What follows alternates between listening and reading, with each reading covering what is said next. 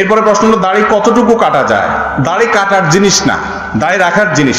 নবী করিম সাল্লাল্লাহু আলাইহি ওয়াসাল্লাম বলেছেন আফুল লোহা, তোমরা দাড়িকে ছেড়ে দাও, আর খুল্লুহা, দাড়িকে ছেড়ে দাও, দাড়িকে ছেড়ে দিতে বলেছেন। তবে আব্দুল্লাহ ইবনে ওমর রাদিয়াল্লাহু তাআলা আনহু থেকে যথাসম্ভব বুখারীতে আর অন্যান্য সাহাবা ইকরাম থেকে বর্ণিত আছে, সম্ভবত আবু রাদিয়াল্লাহু তাআলা থেকে বর্ণিত আছে যে তারা দাড়ি এক মুষ্টি ধরার পর অতিরিক্ত অংশ কেটেছেন।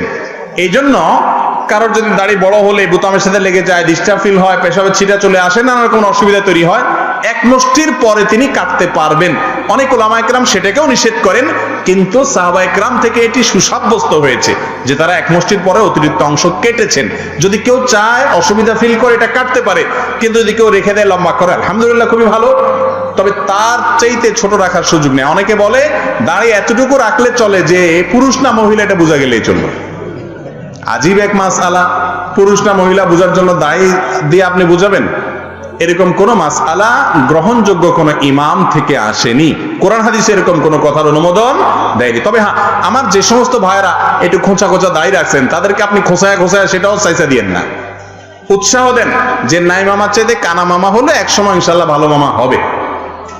কথা কি বুঝাতে পারছি? আমরা এখন সবাই অন্যদেরকে নিয়ে ব্যস্ত। কার দাড়ি ছোট কাটছে, কে দাড়ি কাটছে, কে ছোট করছে, এর গোষ্ঠী উদ্ধার করতেছে। কিয়ামতের মধ্যে আল্লাহ জিজ্ঞাসা করবে যে অমুক মিয়া দাড়ি ছোট করছে কেন? তুমি জবাব দাও। আল্লাহ বলবে নিজের চরকায় তেল দিয়ে পারি না, আরেকজন কি করছে, আমার দরকারটা কি? আল্লাহ তাআলা আমাদেরকে হেদায়েত দান করুন।